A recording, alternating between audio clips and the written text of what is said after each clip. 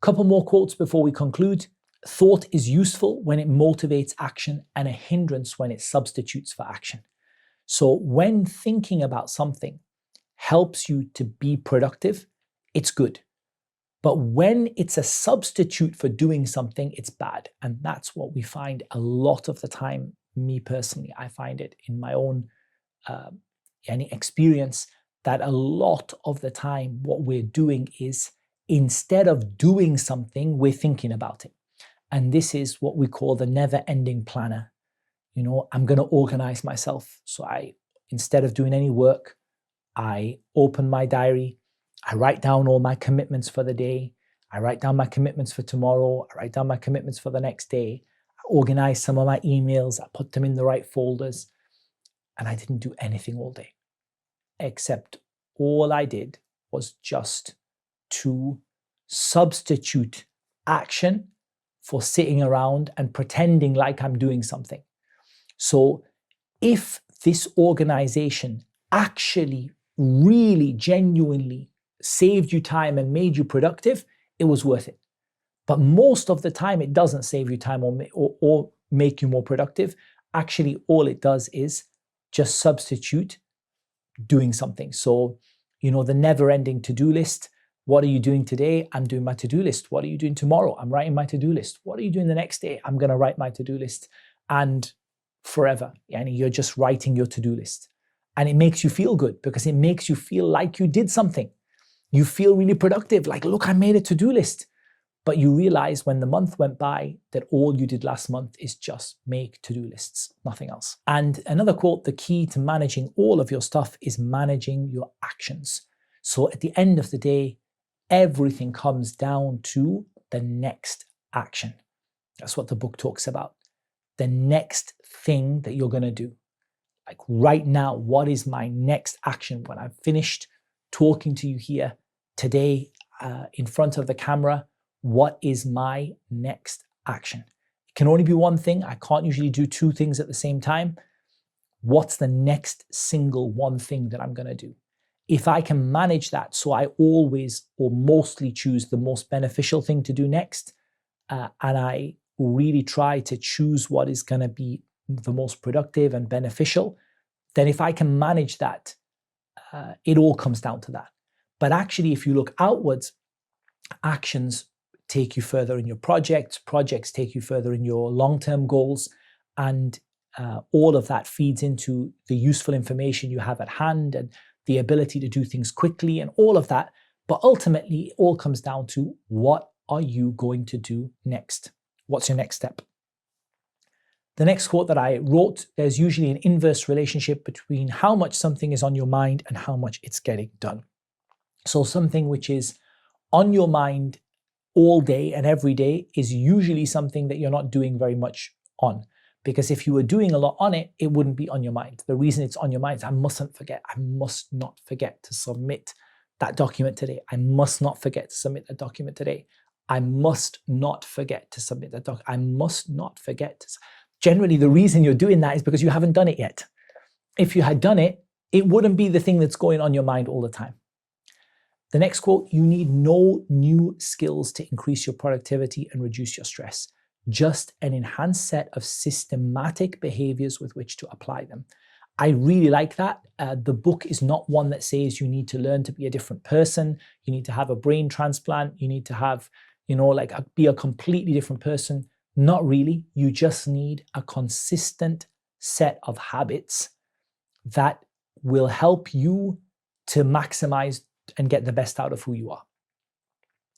And I think that what's really nice about that is you don't need to be somebody different.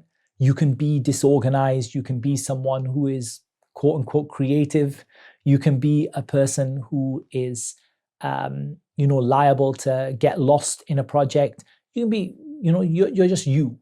But generally, if you can have systematic and a habit that you stick to in organizing your projects, you'll be absolutely fine, inshallah, with the help of Allah. The next quote, one of the best tricks for enhancing your productivity is having organizing tools you love to use. And I wrote that one down because if you don't really enjoy the process of organizing yourself, or you don't have tools you like, they're probably the wrong tools. So for example, you may find that, the best and the latest gadget for organizing yourself, the latest app that has got 5-star reviews from thousands of people, is just the best thing ever. But in the end of the day, if it doesn't work for you and it doesn't make you more organized, it doesn't matter how good it looks. Sometimes you've got these apps and reminders and notes and calendars and everything. You just look at it instantly and it tells you what you need to do today. But if it's not working for you, maybe you'd be better off with a piece of paper.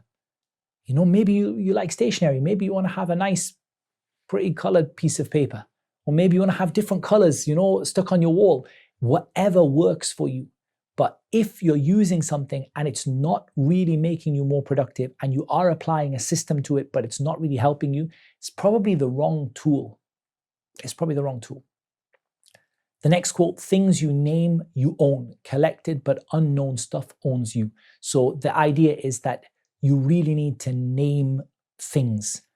And that could be projects that are just like vague, this vague thing of like, it's just a vague idea in your head and it's not properly sort of written down and organized. And also all the junk you collect that you have no idea what it belongs to. So even if you had like loads of bills that needed to be paid and you're really stressed about them, but you labeled them bills to be paid, that in itself would give you a sense of ownership and control over it. But if, for example, you just had a pile of letters on your desk and there's some really urgent bills in there and there's some really urgent projects in there, it's going to, in the end of the day, it's going to stress you out. Manage the commitments of others before their avoidance creates a crisis. So you can tell why I wrote this one, because this is another personal issue for me. Manage the commitments of others. Now, I really like the word manage here.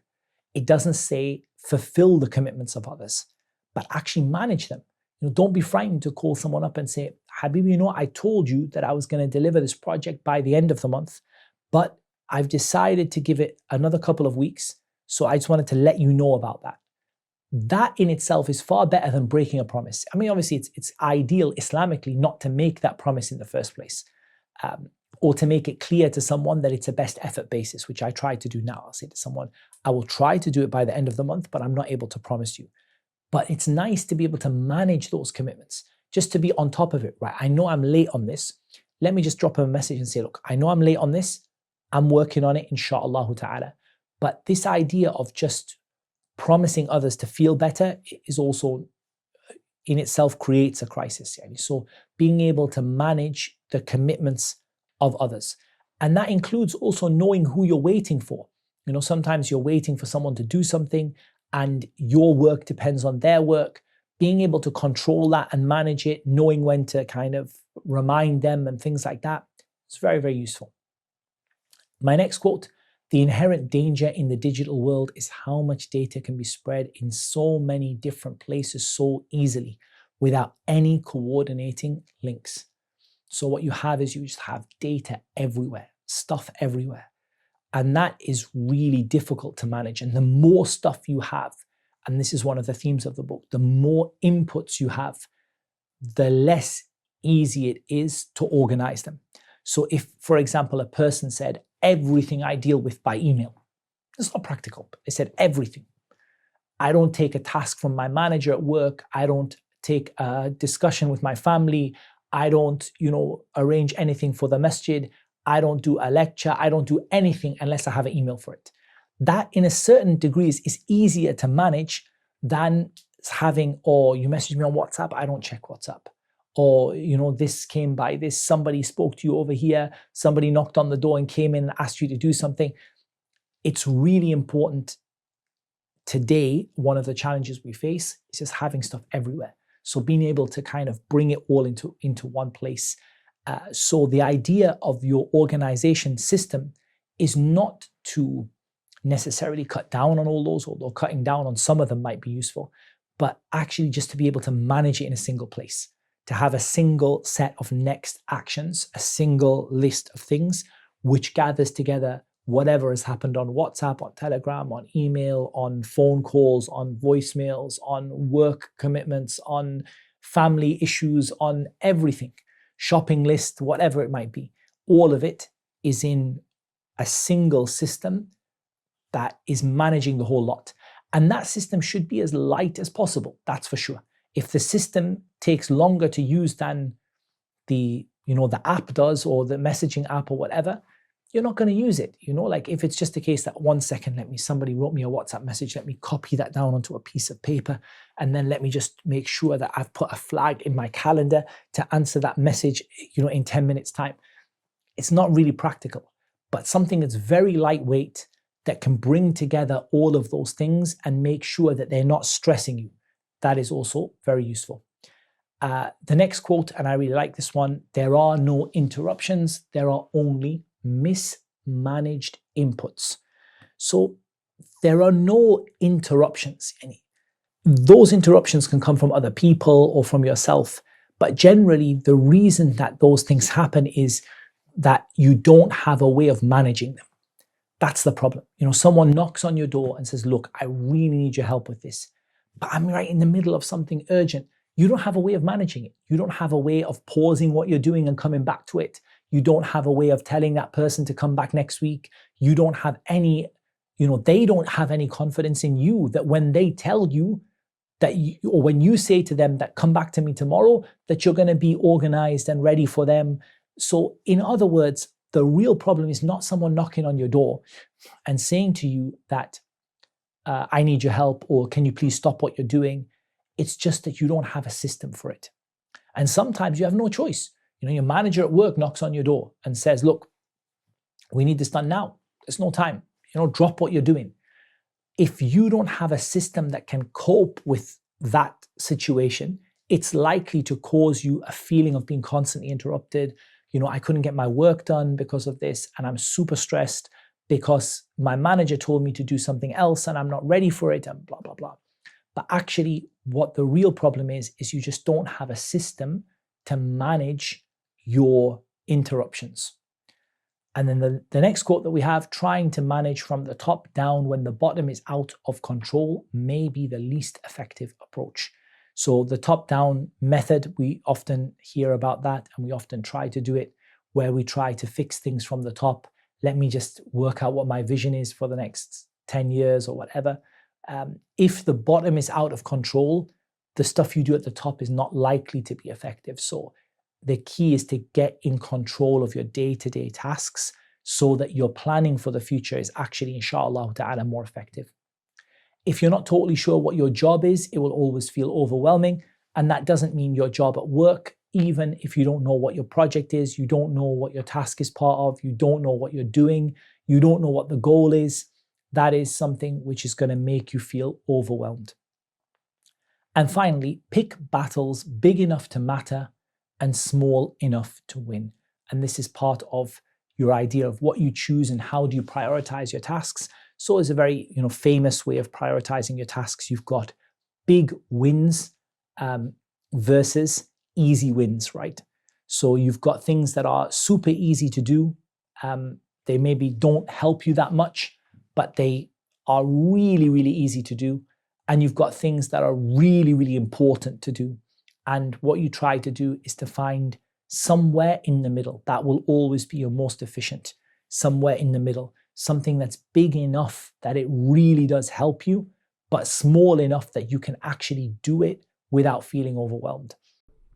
If you like what you're seeing, then take it to the next level on AMAUacademy.com.